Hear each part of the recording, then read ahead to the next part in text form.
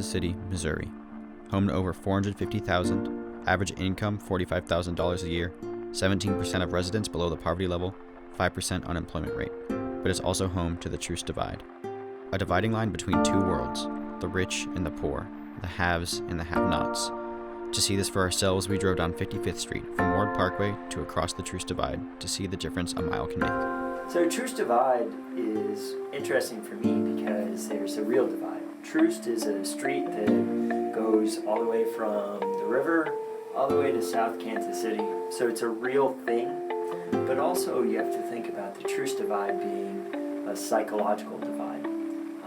This city has a long history where the racial separation has been along that divide.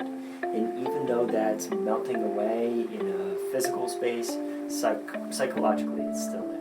When the Kansas City Plaza was created, the J.C. Nichols Corporation orchestrated a white flight from the east of Troost. Panic selling and blockbusting occurred. Whites left, sealing the deal on the racial divide. So if you're driving down 55th Street, what you'll see is going through areas where the life expectancy in the wealthier part, which is actually the west side, are up above 80 years. And you get to the east side of 55th Street, and you can have life expectancies down in your 60s. So within the space of a mile, you can go 15 years off of the average person's lifespan, which is tremendous. This is an American problem. So some people think of segregation as happening in the South. And certainly you can see this in cities like Atlanta or Houston or Dallas. But certainly you see it in cities like Cincinnati, Boston, New York, Chicago, and here in Kansas City. Is there a solution, large or small scale, that can kind of fix this?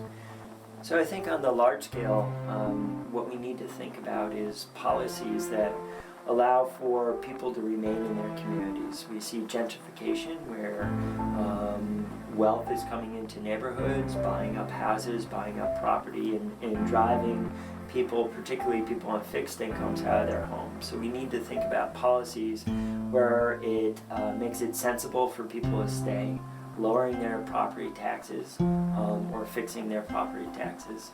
But on a micro level, what it really takes is something as easy as walking down the street and going to a local restaurant in a part of town you haven't been in, and bringing your friends along and doing it regularly.